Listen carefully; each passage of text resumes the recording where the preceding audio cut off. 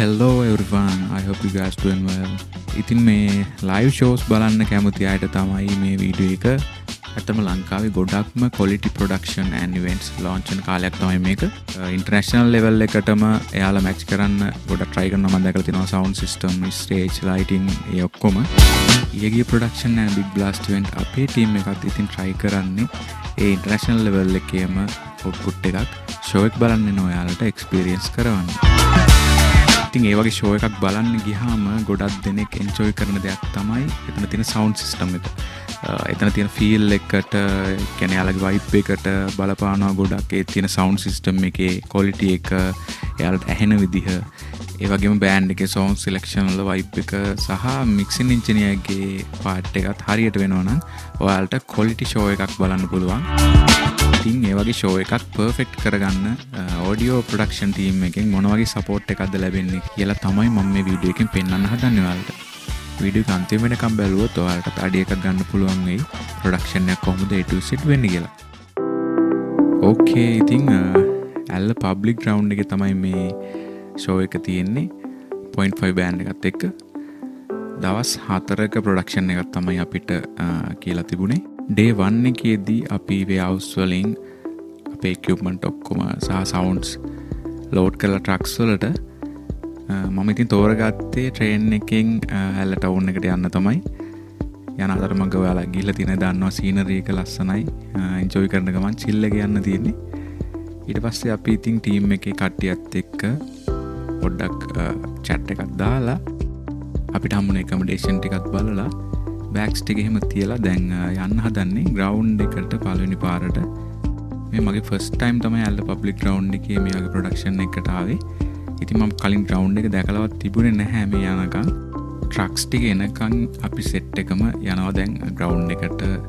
එතන situation එක බලලා අපිට පුළුවන් දෙයක් තියෙනවා නම් trucks ටික එනකන් කරන්න මොනවද තියෙන කියලා බලලා ඒ දේවල් ටික කරන්න තමයි මේ යන ගමන් ඉන්නේ.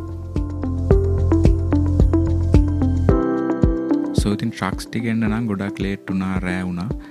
අපි රෑම තමයි මේ unload කරන එක කරේ. ඉතින් මට ඒ නිසා ඒ footages ගන්න බැරි වුණා.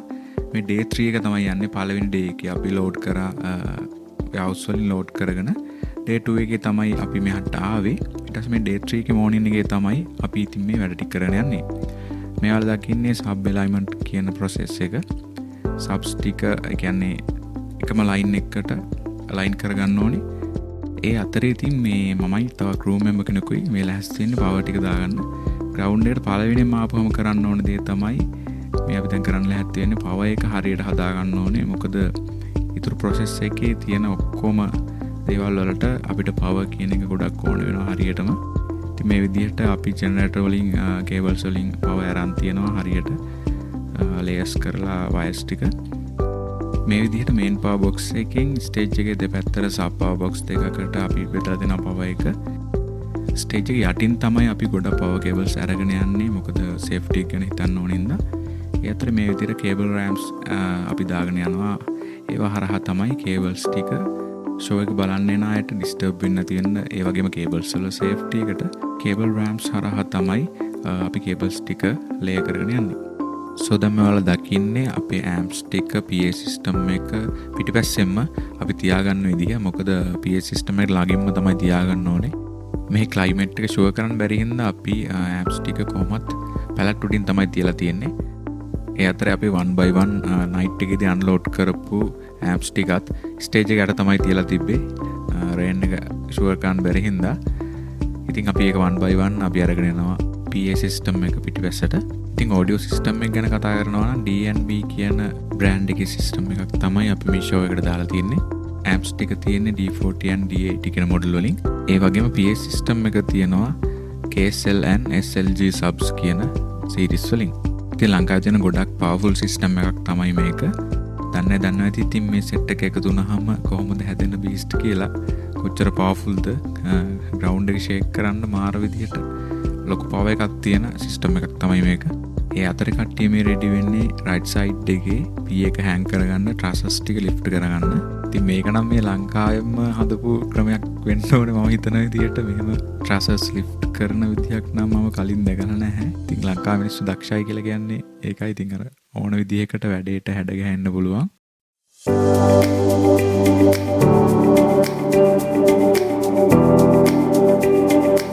ඒත් එක්ක මේ වල දැක්කේ අපේ 400 ජෙනරේටර් එක.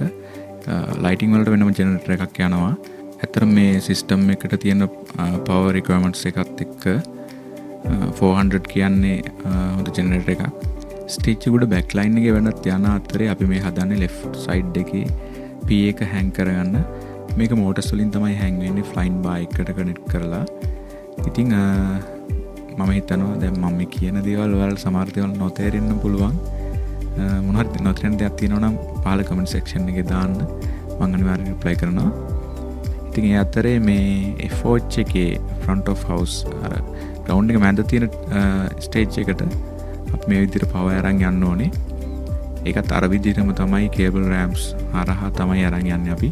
So guys, ඉතින් මේ වෙනකොට F4 එකේ roof එක set කරලා තිබුණේ නැහැ. ඒ හින්දා තමයි ඔහොම තියෙන්නේ. එතකොට F4 එකට අපිට වෙනම equipment දාන්න තියෙනවා. ඒ අතරේ මේ වල දකින්නේ අපි ඒ අරන් යන power ඉතුරු වෙන වයර් ටික ඔය විදිහට ලේයර් කරගන්න ඕනේ. මොකද power කියන්නේ coil වෙන විදිහට දාන්න හොඳ නැහැ. ඒක dangerous ගොඩක්ම. ඒ reason එකකින්ද අපි මේ විදිහට power ටික ලේයර් කරගන්නවා. So guys, ඉතින් left side එකේ P එක දැන් almost complete වෙන්න ළඟයි. ඉතින් ඒ අතරේ අපි මේ power ටික plug කරගන්න තමයි යන්නේ. ඒ වගේ හැම එකෙම labels දාලා තියෙනවා කොතෙන්ටද power cable එක යන්නේ කියන එක ගැන.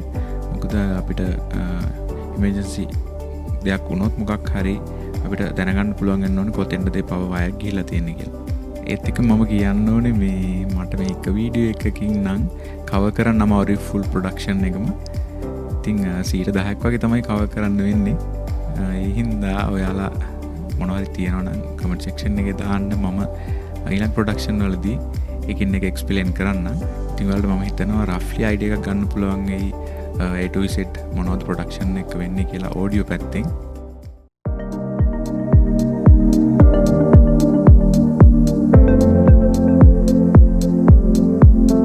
Okay, ඉතින් මේ විදිහට amps වලට අපි power ටික දීලා power up කරගන්නවා.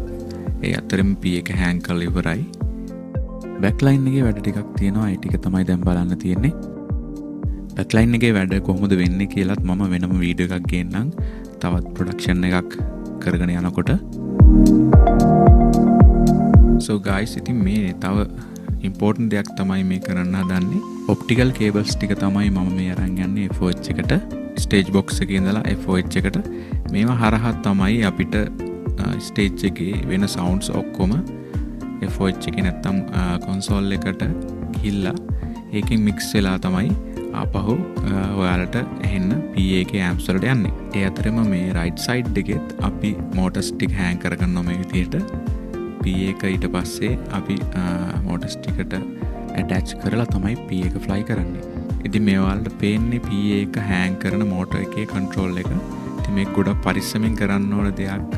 මොකද ටොන් ගානක බරක් තමයි PA එක අපි උඩට යවන්නේ hang කරන්න.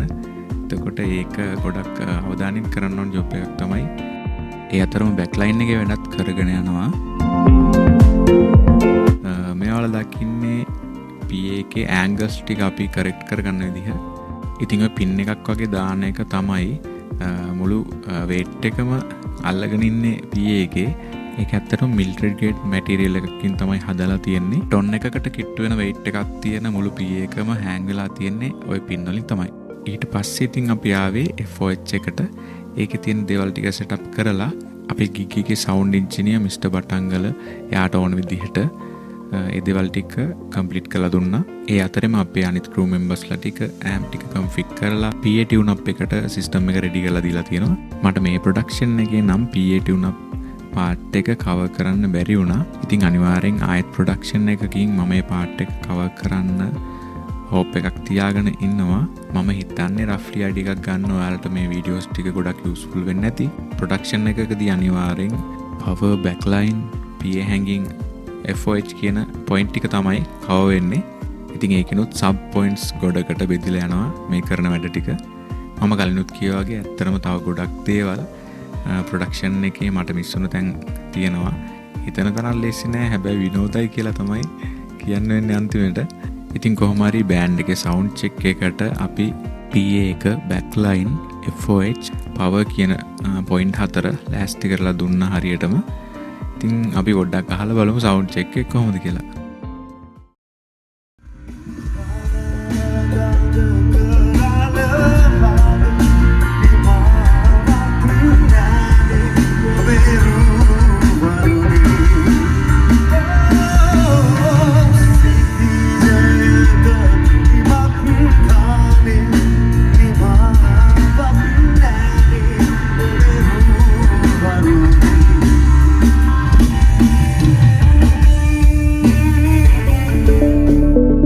ඉතින් ඒ විදිහට හොඳ ෆයිනල් අවුට්පුට් එකක් අපිට දෙන්න පුළුවන් වුණා බෑන්ඩ් එක සැටිස්ෆයිඩ් වෙන්න.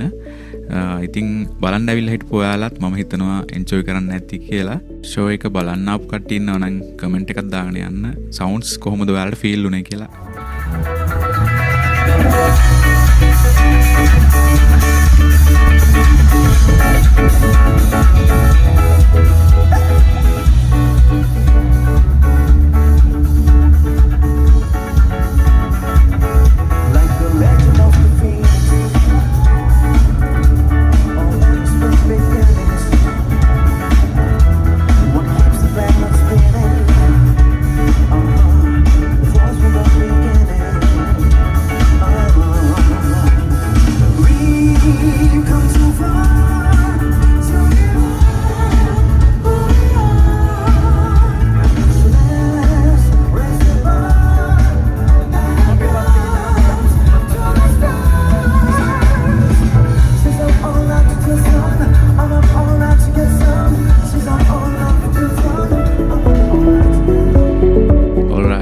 ඉතින් වැඩේ ඉවරලා back to home.